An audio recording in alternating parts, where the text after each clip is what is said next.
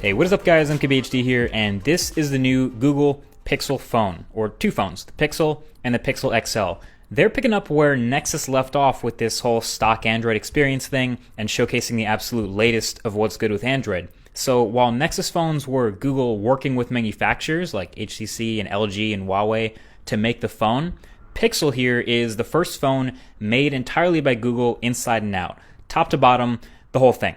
So what we're getting is a mostly unibody aluminum phone here with some chamfer action all the way around the sides and an overall pretty round, pretty familiar shape. An antenna line goes across the bottom of the back, and you have the G logo, the Google logo now at the bottom, replacing the Nexus, RIP Nexus. And then you have the top half of the back with this glass panel around the fingerprint reader. So it's a pretty interesting dual tone look, dual texture look. I might have to let it grow on me for a little bit, but wireless charging wasn't mentioned at all at the event, so I'm not sure if this has any utility, but just a different look. And up front is the AMOLED display, which looks great. And on the white version of the phone, above the display, you can see some cluster of sensors, although the black version of the phone I think definitely hides this a lot better, as you'd expect. And I think I like the overall look of the black phone a little bit better anyway, it's kind of my thing. And I can't seriously be the first one to mention that chin. Wow, like is it really necessary to keep the phone symmetrical? I actually liked the Nexus 6 look of having a smaller chin because it's not necessary to have a big chin. The fingerprint reader is on the back, the home and navigation buttons are on the screen, so I would have loved to have seen a smaller chin up here, but oh well. So the only difference between the Pixel and Pixel XL is the size, the display size up front, and the battery size. The 5.5-inch display of the XL and the 5-inch display of the Pixel. Everything else, the specs, the camera, everything else is identical. So speaking of specs, this is shaping up to be possibly the fastest phone ever. Again, it's rocking a Snapdragon 821 chip, so it's the first phone to do that. 4 gigabytes of RAM and 32 or 128 gigabytes of storage. It has USB Type-C at the bottom where the speakers are, as you can see, and quick charging claims to get 7 hours of charge in 15 minutes. Oh, and don't worry, it still does have a headphone jack. Feels crazy every time I have to say that, but it's true.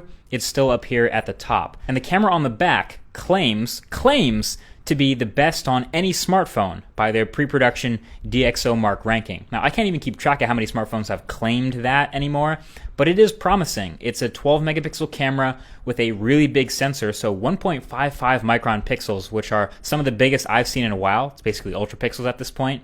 F2.0 aperture, 4K video, and that LED flash. And with the software optimization, they're saying there's basically zero shutter lag, so you can take photos super quickly. So that's definitely something I got to test more when I get it. The few photos I did take in this environment, they look decent, but this is like the worst lighting possible, so I'll have to get out and test that for the full review for sure. And yeah, this is all launching with Android 7.1 on board. So it looks like it'll be the first and only phone right out the box to get that. And playing with it, I found it pretty nice. Now the round icons and the couple new UI tweaks, I can get used to that. I mean, at least all the icons are the same size now. But the rest of Android 7.1 is a bunch of new features and little additions to 7.0. The main one of those being the Google Assistant. Now, Google Assistant isn't new. It was in Google's Allo app. You can use that already. But now they've built it into the OS itself. So it's replacing what was essentially Google Now on tap, where that used to be. So now anywhere in any app, on any screen, you can long press the home button to get the little pop-up for Google Assistant. And from there, you can ask it a question, you can ask it about people, places, things, ask it to remind you something, or start playing music, Chromecast, whatever. It's your assistant. It does all that stuff.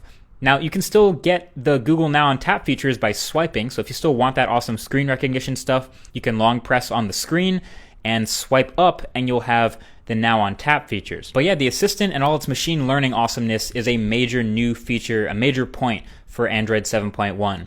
And the rest of the things I noticed were pretty little. Like in the settings, there's a new tab over to the right called Support, where you have direct links to calling or video chatting with tech support.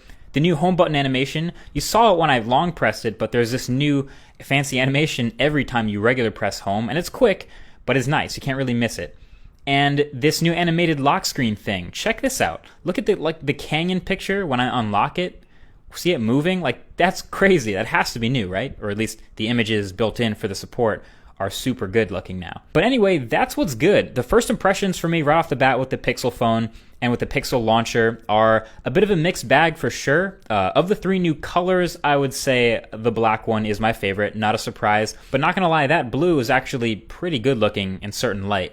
But you're gonna wanna love it to spend that premium price that this phone is gonna come in at. It's starting at $649 unlocked, which makes sense for the build you're getting and the specs you're getting, but you're gonna have to really like it. So I'm hoping to get my hands on this and the Daydream View headset later this year, and Google Home and Chromecast Ultra and everything they announced. But in the meantime, let me know what you think of Pixel and Pixel XL. Is this your next phone? Is this enough to convince you to spend your money?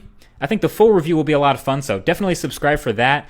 And be sure to share this video, your one-stop shop for all information, all things Pixel, until it comes out anyway. Thank you for watching. I'll talk to you guys in the next one. Peace.